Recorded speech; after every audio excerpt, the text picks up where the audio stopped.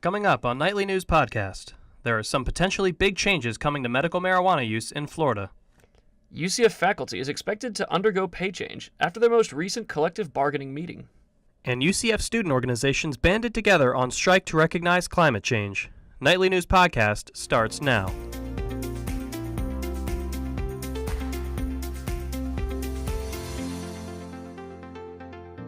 Good afternoon, and welcome to Nightly News Podcast. I'm Brendan Schaefer. And I'm Kyle Partain. Today is Thursday, April 25th, 2019. Florida Congress is expected to make big changes to medicinal marijuana use. These new laws could completely transform the use of marijuana as we know it. Nightly News dug deeper and asked more about what new bills are on the table for Florida. Medical marijuana has been legal in Florida for over 2 years, but this hasn't stopped Florida lawmakers from continuing to make changes. 1 month after Governor Ron DeSantis legalized smokable medical marijuana, Florida Congress has introduced a new bill. Florida lawmakers now want to cap the levels of THC in smokable marijuana at 10%. In layman's terms, this means that lawmakers want the smokable weed to be reduced in its effects on the user. The argument is that without regulation, the use of medical marijuana could easily get out of hand, with Florida Representative Ray Rodriguez saying it would become like the wild, wild west if left unchecked. One UCF student, who wishes to remain anonymous, says that they think capping THC at 10% would only do the opposite. It's honestly just a ridiculous move at this point. They need to be taxing what they can get anyway, because people are going to get other marijuana any other way, but they at least should be taxing it and benefiting from it if they're going to be having it happen anyway. Supporters of medical marijuana, like lawyer John Morgan and Governor DeSantis, have claimed that Florida voters should essentially get what they paid for, or rather, what they voted for over 2 years ago. With over 200,000 Floridians holding medical marijuana licenses, this bill can change the very way many of them are living. In Orlando, Brendan Schaefer, Nightly News Podcast. Petitions, letters, and protests regarding the proposed bill can be found all over Facebook, Reddit, and internet comments.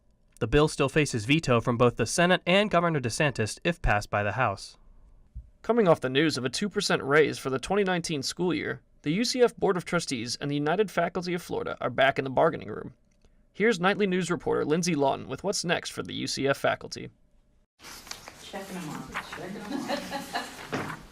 The Board of Trustees bargaining team, along with the United Faculty of Florida, had a collective bargaining meeting on April 18th.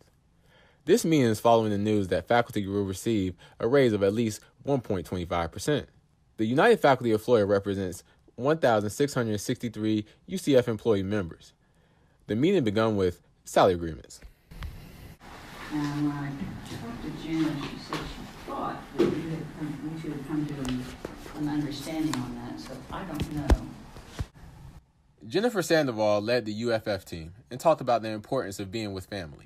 From our bargaining unit, some people have said that they have hundreds of hours of annual leave stored up, and their supervisor wouldn't let them, for instance, take more than 3 days off. And they wanted to be able to take at least a week off, during the summers when they weren't teaching or anything. And that was in a few departments of our bargaining unit. Both sides took a 15-minute recess to ensure their team was providing the best deal possible. The meeting ended with the group talking about retirement and the importance of allowing professionals to leave their career with some dignity. I'm sensitive to the fact that people are retiring later and later, or really unable to retire, given the nature of the cost of things and the way retirement has worked out. And I know we're living longer. I know. Very hard to say, but I'm not trying to live to be 100. UCF faculty will be back at the negotiation tables May 21st. In Orlando, I'm Lindsay Lawton IV, UCF Nightly News. Sandoval and Company will continue to fight for the rights of faculty as a part of the UFF.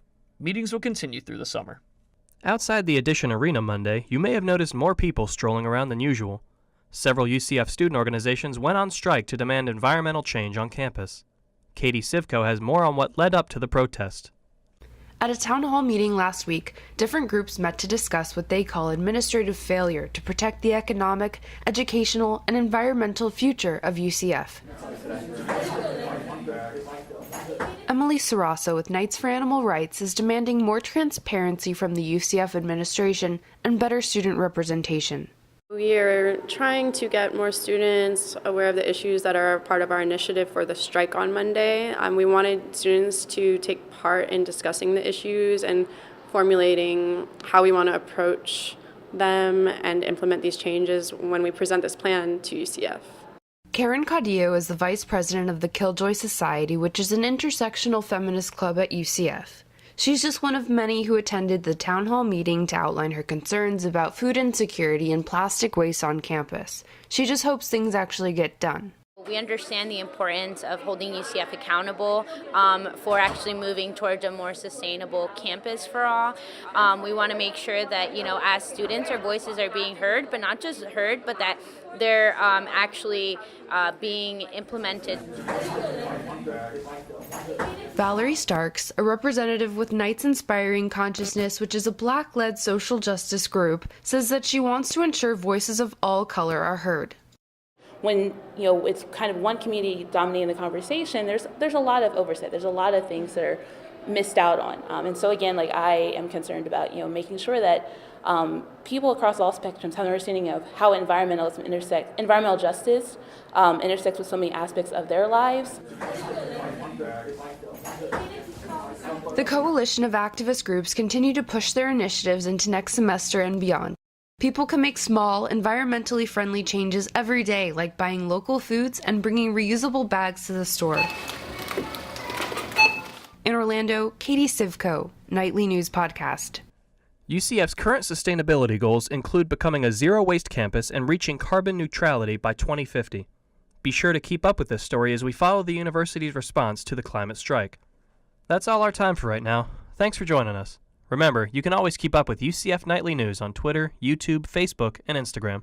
And if you've got a story idea you want us to know about, send it our way. You can reach us at nightlynewsucf@gmail.com. Thanks for listening, and have a great day.